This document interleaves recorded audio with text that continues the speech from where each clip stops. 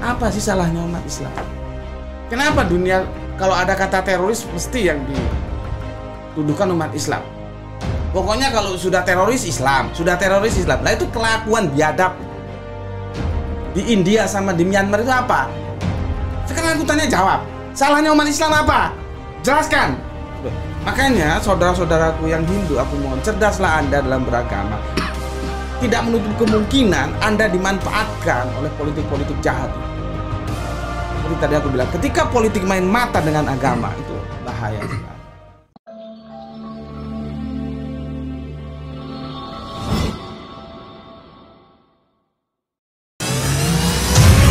Lelang dakwah, lukisan Sweet Orange, gaya Meru Sandia, pelukis Indonesia yang diundang langsung oleh Raja Salman, dilelang dengan harga terbaik yang dananya 100% akan kami gunakan untuk pembangunan Masjid Terpadu Hagia Sophia, Kota Malang. Lukisan Sweet Orange ini dilelang dengan harga 25 juta saja untuk muslimin yang lebih dahulu menghubungi kami. Dan berdirilah benteng yang sederhana awal untuk mengabarkan kebenaran rahmatan lil alamin.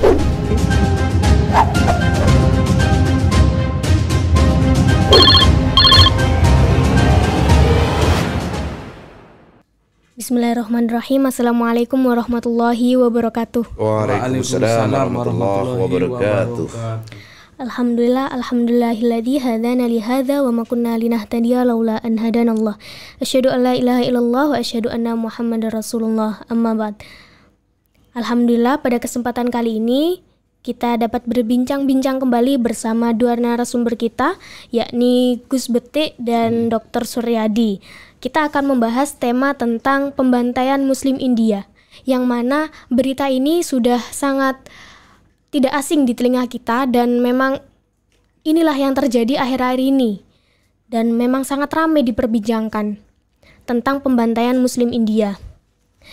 Yang pertama, saya akan bertanya dulu kepada Dr. Suryadi terkait bagaimana menanggapi ketika Islam itu dibantai di India sebagai agama minoritas memang. Gimana, dokter? Baik, Assalamualaikum warahmatullahi wabarakatuh. Waalaikumsalam. Alhamdulillah wa syukurillah. Kita bersyukur bahwa kita berada di sebuah negara di mana Islam sebagai mayoritas, sehingga kita tidak mengalami hal tragis yang dialami oleh saudara-saudara kita di India, atau dulu juga yang belum lama juga di Myanmar ya. Ya, suatu pembantaian, suatu pembunuhan, suatu penghapusan umat Islam. Di balik peristiwa ini saya melihat sebenarnya kalau masyarakat dunia mau jujur melihat, ya, sekali lagi ini masyarakat dunia mau jujur melihat peristiwa ini dan juga peristiwa-peristiwa yang lain. Kalau ditelusur dalam catatan sejarah panjang, ya, mulai masa lalu hingga hari ini, kalau masyarakat dunia mau jujur melihat peristiwa semacam ini, karena tidak hanya sekali terjadi, maka sekaligus ini menunjukkan betapa Islam benar-benar sebagai agama yang benar, yang digambarkan dalam Al-Quran itu sebagai rahmatan lil alamin. Jadi kehadiran Islam yang dipersonifikasi dengan sosok Kanjeng Nabi Muhammad, wa ma arsalnaka ila rahmatan lil alamin, itu sebuah realitas, sebuah fakta. Karena belum ada ceritanya di seluruh dunia ini ketika kekuasaan Islam besar, kuat, agama mayoritas masyarakatnya Muslim, lalu ada tindakan-tindakan yang seperti ini sama sekali tidak pernah dibenarkan. Tidak pernah dibenarkan. Bahkan mereka dilindungi dan sama sekali tidak bisa ditolerir kalau mereka mengalami suatu tindakan yang penzaliman sedikit pun. Dan itu sudah teruji, terbukti oleh berbagai peristiwa sejarah dunia dari masa lalu. Sekali lagi, ketika Islam dalam kondisi powerful, memegang kendali dan mayoritas, maka tidak pernah adanya kelompok minoritas teraniaya. Ini yang perlu digarisbawahi. Dan karena itu ketika masyarakat dunia melihat peristiwa semacam ini, maka tentu masyarakat akan bisa melihat betapa Islam adalah agama yang benar. Karena itu disebut sebagai juga agama rahmatan lil alamin, ya, karena menunjukkan kebenarannya. Ya. Sementara Ya, kalau kita bicara hitam putih, peristiwa ini tentunya mau tidak mau, karena peristiwanya hampir selalu begitu. Ketika masyarakat Muslim menjadi minoritas, seringkali terancam. Ya, seringkali terancam dan seringkali mengalami hal yang sangat buruk itu. Jadi hikmah di balik ini menurut saya adalah mata dunia akan melihat bahwa Islam adalah agama yang benar. Ini yang pertama. Kemudian yang kedua, sudah barang tentu bahwa masyarakat Muslim dunia termasuk Indonesia tidak boleh diam. Tidak bisa diam. Tidak boleh lalu mengatakan ini urusan internal negara India. Tidak bisa begitu. Karena apa? Karena kita dalam kehidupan berbangsa bernegara secara universal, secara internasional itu ada aturan-aturan mainnya yang diwadahi dalam PBB. Artinya PBB itu sebuah lembaga yang sifatnya menginternasional dan karena itu maka dia punya misalnya kewenangan yang menyentuh semua negara. Tidak satu pun negara yang tidak bisa disentuh oleh PBB. Dan peristiwa ini jelas merupakan pelanggaran-pelanggaran berat. Katakanlah kalau kita menggunakan payung yang paling sederhana adalah HAM, yang merupakan salah satu aspek yang menjadi kepedulian utama di PBB.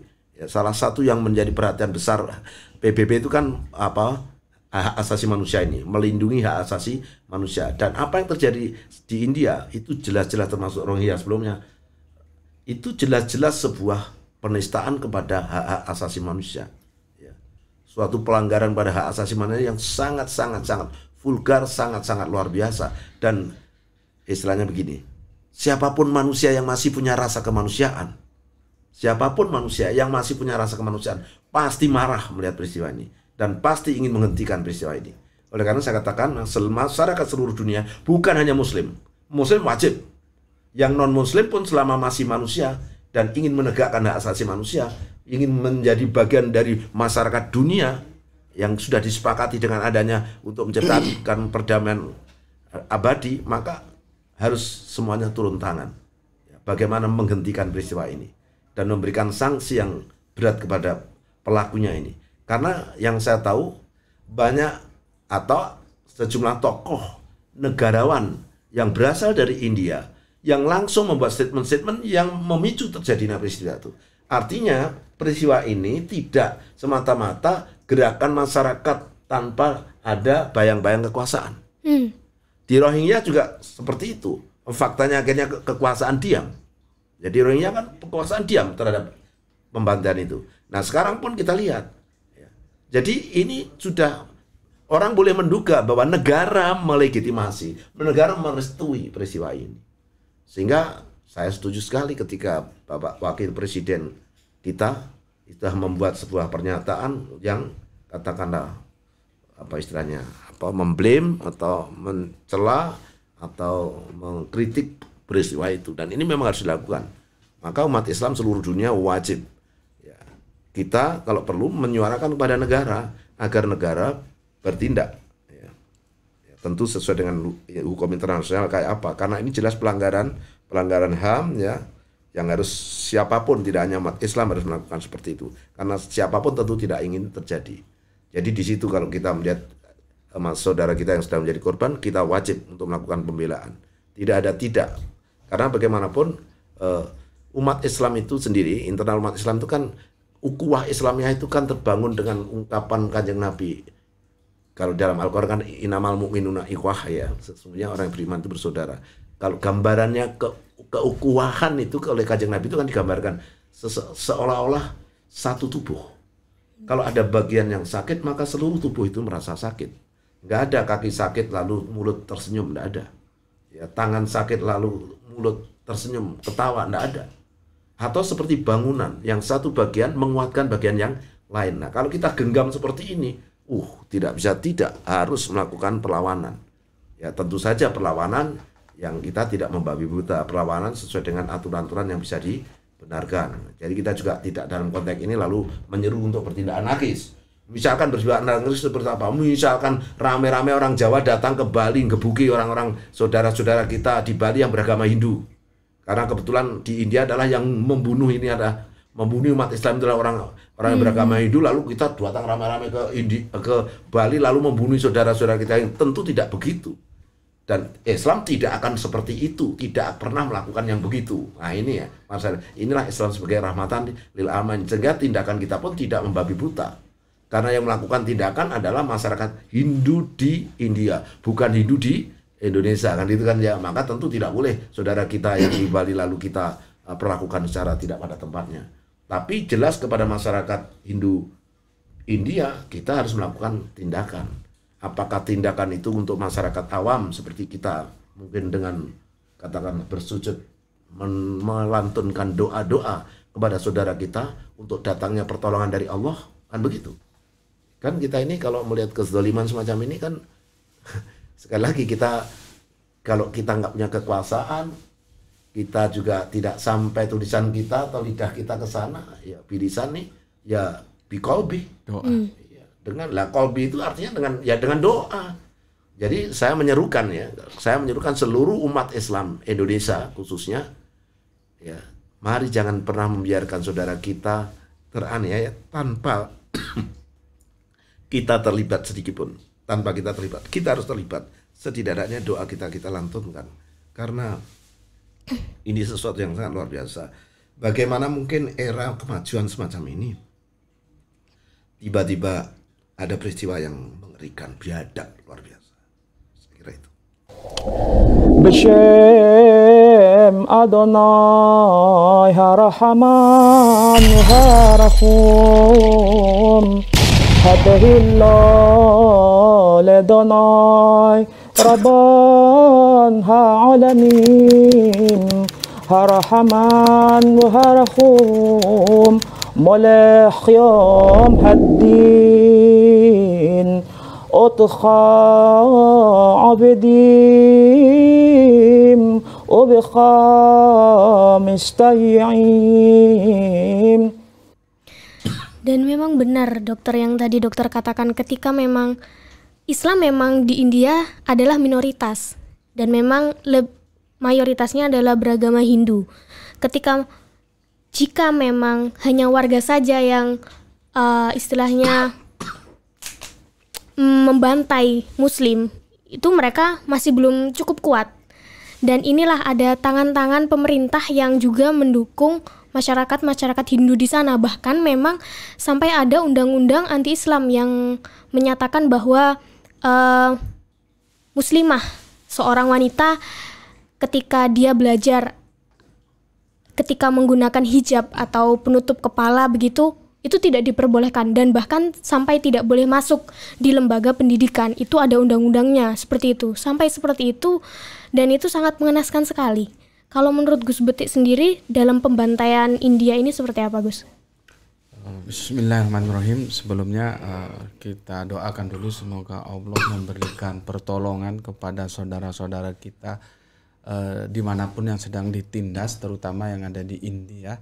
Semoga Allah dengan kasihnya, dengan sayangnya, dengan rahman rahimnya memberikan pertolongan kepada saudara kita, sehingga bencana ini bisa selesai, jangan sampai berlarut-larut. Amin. Amin. Gimana ya, aku harus narik napas panjang karena kalau aku lihat videonya itu nggak sampai hati ya. Bagaimana manusia itu dijadikan lebih rendah dari binatang, dipukuli dengan cara yang sangat-sangat biadab seperti itu ya. Satu aja pertanyaan, salahnya Islam di mana sih? Karena kalau aku lihat videonya, aku pernah punya videonya, insya Allah di YouTube, bukan di YouTube, di Facebookku pernah aku muat. Itu karena ada kebijakan politik yang memang sudah anti-Islam. Disinilah bahayanya ketika politik main mata dengan agama. Itu bahaya seperti ini. Sekarang aku ya, meskipun tidak sebagaimana aku mempelajari Al-Quran, Injil, dan Torah, tapi kan aku juga ya pernahlah baca Weda. Ya, apa ada diperintahkan Weda untuk melakukan tindakan seperti itu? Sekarang seperti yang katakan Dr. Suryadi, nggak perlu harus beragama Islam, cukup kalau dia masih manusia, mesti ngomong itu nggak boleh, itu nggak pantas dilakukan oleh manusia terhadap manusia seperti itu. Sedangkan terhadap hewan aja tidak boleh kok, apalagi terhadap manusia. Kan harusnya seperti itu. Cuman ya tadi itu memang ada di videonya itu kebijakan partai politik di sana di India itu yang sepertinya bukan sepertinya, klaim bahasa Inggris itu cleansing, itu membersihkan gitu loh. Membersihkan seperti genosida. Nah, karena sudah mendapat dukungan politik, akhirnya masyarakatnya melakukan itu ya dianggap itu legal. Dan aparat nggak bisa bertindak. Aparat ya memang dibiarkan sama aparat karena itu sudah didukung oleh keputusan politik. Ya. Jadi coba sih aku tanya, ada apa di balik semua ini? Islam mengganggu Anda? Coba. Apakah Islam mengganggu Anda? Mengganggunya yang mana? Apakah ada cemburu dengan perkembangan Islam yang pesat? Ataukah ini juga semoga saudara-saudara Hinduku di India juga tahu. Apakah Anda ingin memanfaatkan suara umat Hindu sehingga Anda melakukan itu? Kan bisa saja untuk menarik suara supaya di parlemen menang.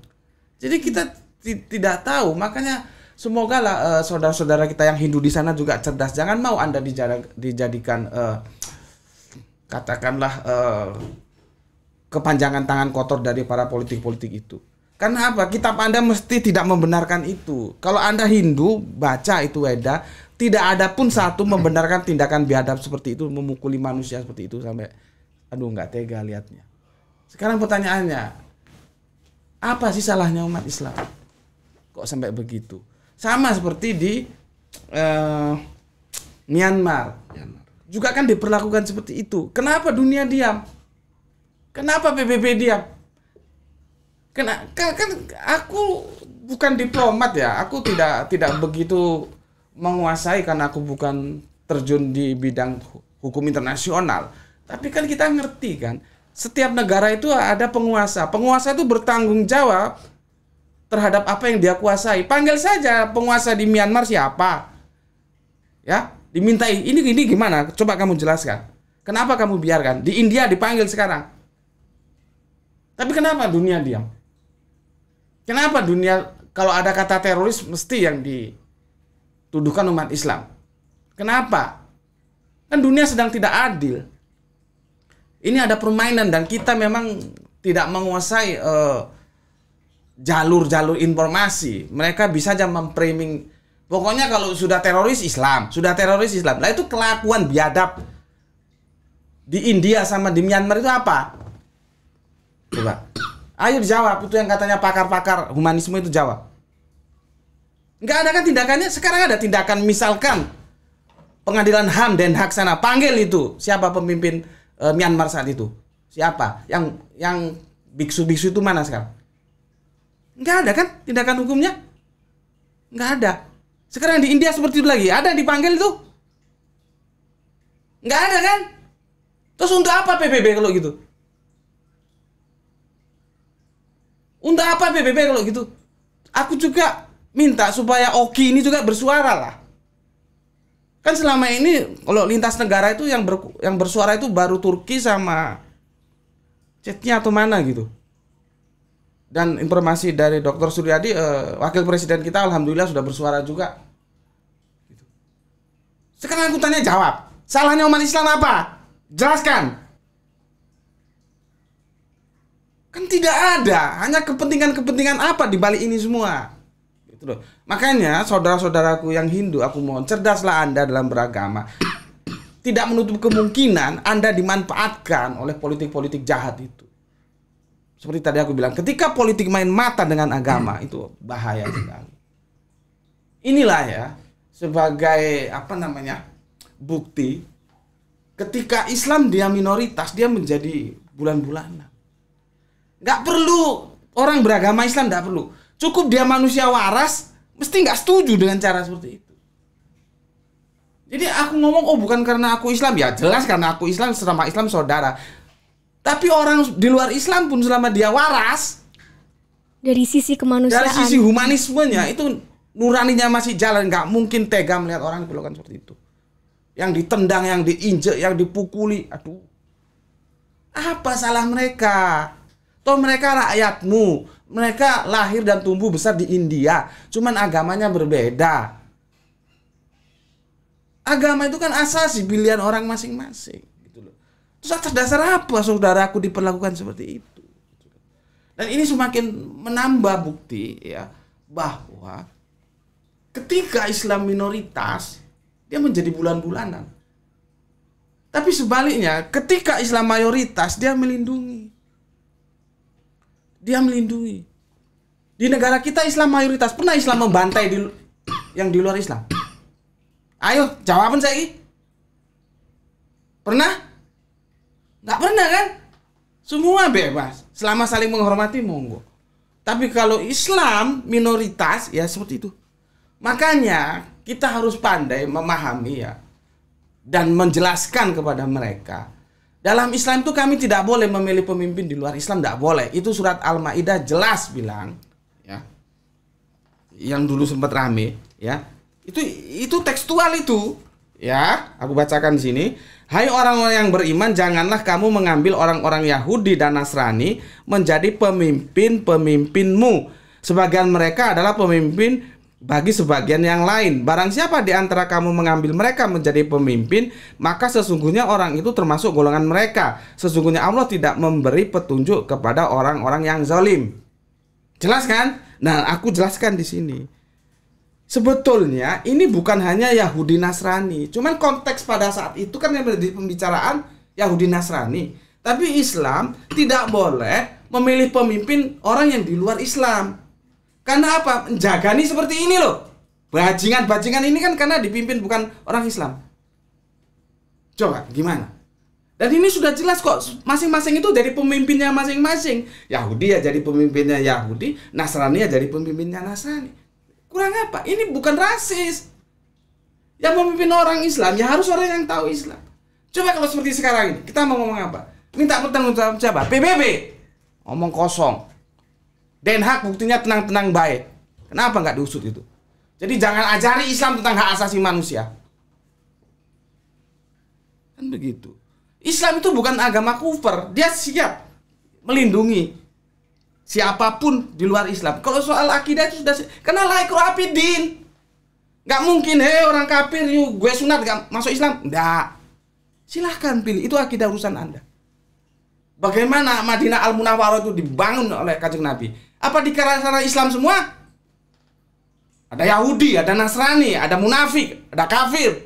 Tetek bengek ono di sana. Tapi kan membangun kebersamaan, kesejahteraan. Urusan ibadah, oke, monggo silahkan. Tapi urusan negara kita bangun masing-masing.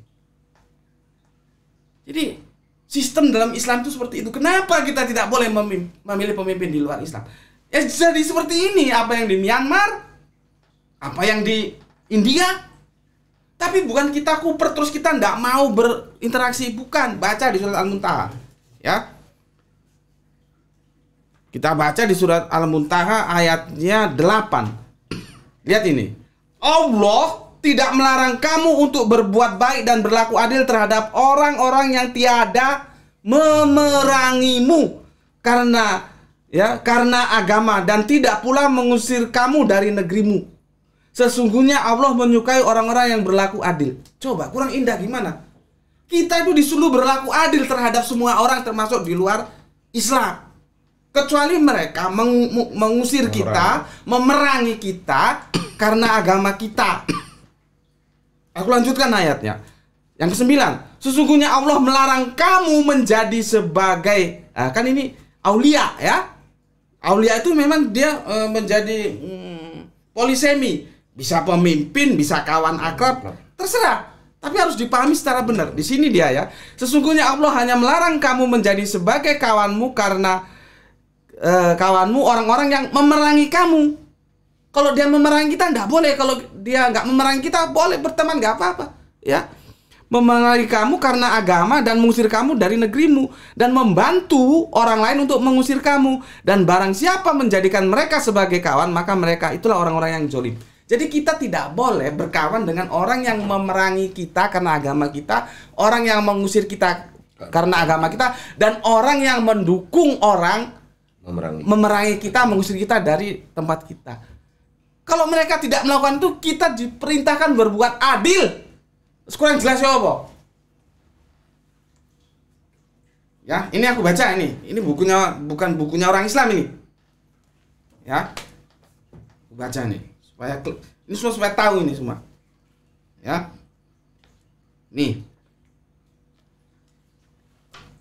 Nih, konflik dengan dan dalam susunan kekristenan ini. Nih ya. Aku mau nukil. Ini yang kasih warna merah. Ini bukan orang Islam ini ya. Apa katanya?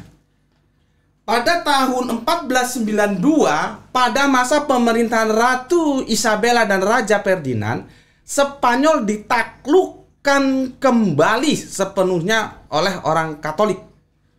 Orang-orang Muslim dan orang-orang Yahudi harus berganti nama. Kalau tidak, mereka akan diusir dari Spanyol. Coba. Berikutnya, toleransi yang telah terbina selama pemerintahan orang Muslim di Spanyol belakangan lenyap akibat inkuisisi Katolik. Nih. Kalau ada yang mau minta bukunya, silahkan datang ke sini, saya tunjukkan. Jadi Islam itu dulu memberikan sebuah kebebasan, tapi setelah Islam tidak berkuasa ya seperti itu. Ya, bahkan ada beberapa video para pakar itu mengakui bagaimana konsep pemerintahan Islam itu dia melindungi gitu loh. Makanya ketika orang Islam begini loh ya, saudara-saudaraku Islam, Anda jangan buta politik. Politik itu harus diambil. Kalau Anda buta politik menjadi apolitik, ya Anda dipolitiki orang-orang jahat seperti ini. Kasus di India tuh seperti itu. Kita tidak megang kekuasaan. Kalau kita memegang kekuasaan, semuanya aman, adil, tentram, sejahtera. Karena laikul abidin tadi. Tapi kalau kita minoritas, tinggi bal-balan orang Jawa bilang. Aku kalau lihat videonya enggak tega, enggak sampai hati. Enggak pantas itu. Agama apapun. Ya, entah itu Hindu, Buddha, Kristen, Islam, apalagi. Agama apapun mesti mengatakan enggak pantas tindakan seperti itu. Terus ini India kan bangsa yang tua ini, peradabannya tinggi. Gimana kok bisa begitu? Ya karena politik.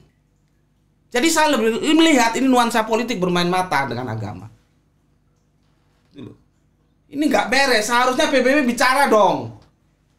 Jangan ketika kami disudutkan dengan cap-cap teroris, diem-diem baik. Ketika kami bikin mampus, bikin mati, diem-diem baik. Apa gunanya pengadilan Den Haag itu?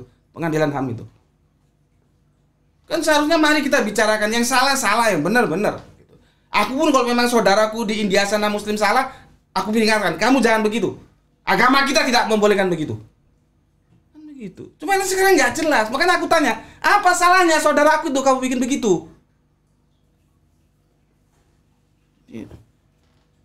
Itulah perlunya kita memegang kekuasaan, bukan Islam sok kuasa, bukan. Karena jagani seperti ini. Ketika kita tidak berkuasa, habis kita. Gitu. Sekarang saya tanya, mana proses Myanmar sampai sekarang? Ada? Enggak. Itu yang bunuh manusia loh itu. Manusia yang bunuh manusia, alasannya apa juga enggak jelas. Ada proses hukum? Tidak. Terus ini nanti ada proses hukum enggak ini? Apa mau dibiarkan juga? Dikit-dikit teroris Islam itu mbak teroris itu. Itu dari aku. Baik. Bahkan mirisnya bahwasanya pemerintah itu sampai mendoktrin warganya untuk anti-muslim, Islamophobia, sampai seperti itu. Dan karena minoritas akhirnya memang benar kata Gus Butik tadi, kita tidak ada kekuatan. Harusnya kita memiliki kekuatan untuk tetap ada dan tetap tegak. Ketika kita tidak memiliki kekuasaan, ya begitulah jadinya Islam di India. Astagfirullahaladzim. Semoga saudara kita yang di India Amin. mendapatkan kekuatan Amin. dan perlindungan. Semoga kita semua, siapapun itu, manusia, ketika kita membahas tentang sisi kemanusiaan, tindakan seperti itu memang tidak sepantasnya dan tidak layak sekali dilakukan oleh manusia kepada manusia. Gitu, semoga kita semua dilindungi oleh Allah saudara-saudara kita di India yang muslim juga diberikan kekuatan untuk tetap menjalankan akidahnya, yakni tetap memeluk agama Islam. Terima kasih banyak untuk pembahasan kita pada kali ini. Saya akan tanya closing statement tentang India ini. Mungkin dari dari Dr. Suryadi. Iya, saya terhanyut dalam kesedihan. Meskipun saya tidak mengungkapkan dengan kalimat atau kata-kata yang keras sebagaimana Gus Betik. Pada satu sisi atau peristiwa ini mudah-mudahan Allah memberikan hikmah yang luar biasa pada Islam. Karena sebenarnya peristiwa ini sekaligus juga Allah sedang menunjukkan bukti nyata bahwa Islam adalah agama rahmatan lil alamin. Bahwa Islam adalah agama yang benar. Dan saat inilah waktunya dunia harusnya datang berbondong-bondong masuk Islam.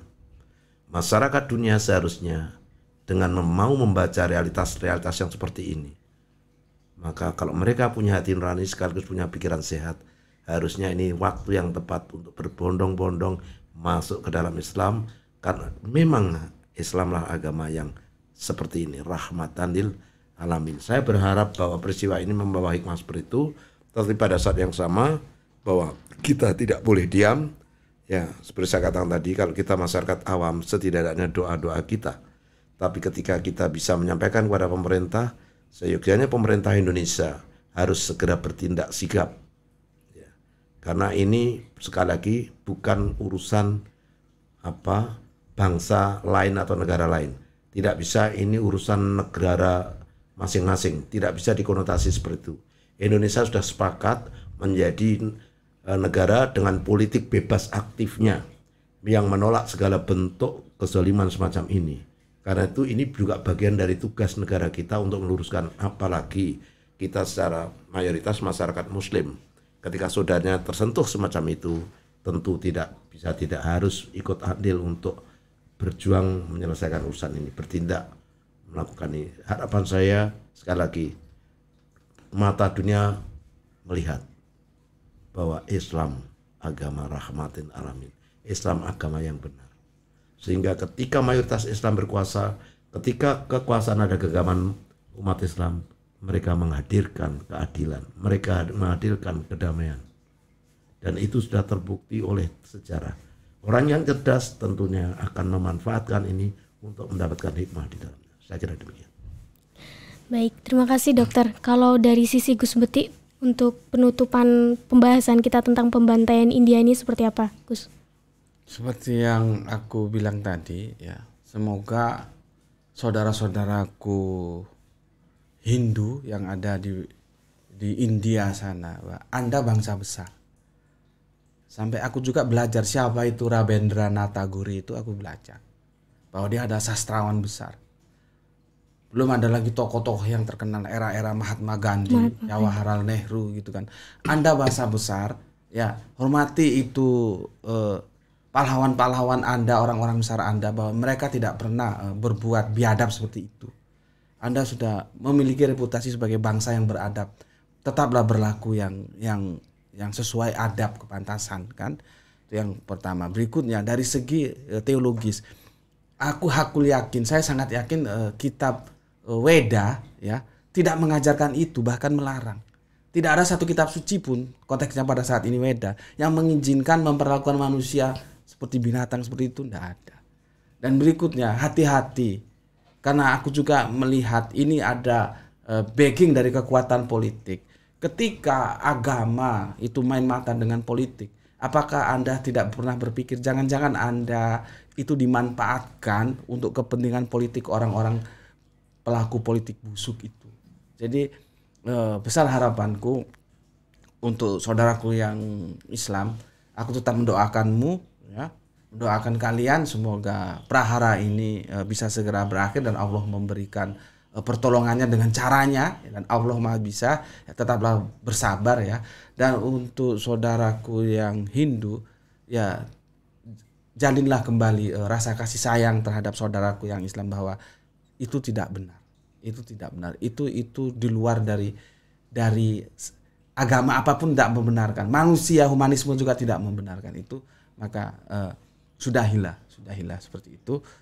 Itu dari aku ya. Aku memang tadi sempat ya gimana ya, saudara kita digitukan kan kita juga kasihan gitu. Aku yang bikin aku itu bertanya-tanya dalam salah apa? Salah apa kok sampai dibegitukan gitu loh. Kecuali melakukan kesalahan besar terus diomongin 1, 2 kali, 3 kali mokong. Ya oke lah gitu ya. Tapi kan tidak ada sebuah kesalahan yang dilakukan oleh saudara-saudara. Kenapa sampai begitu gitu. Kalian sebagai anak-anak bangsa India bersatulah. Berbeda itu ya memang begitu. Orang nggak bisa kita mau sama semua kan gitu. Aku kira itu dari aku. Alhamdulillahirabbil alamin. Alhamdulillahirabbil alamin. Terima kasih kami sampaikan kepada dua narasumber kita, Gus Betik dan Dr. Suryadi. Semoga kita dapat bertemu kembali di lain kesempatan waktu membahas tentang ilmu-ilmu yang lebih bisa menambah kebermanfaatan kita. Akhirul kalam, subhanakallahumma rabbana wa bihamdika asyhadu an la ilaha illa anta astaghfiruka wa atubu ilaik. Nasrun minallah wa fathun qarib. Assalamualaikum warahmatullahi wabarakatuh. Waalaikumsalam warahmatullahi wabarakatuh.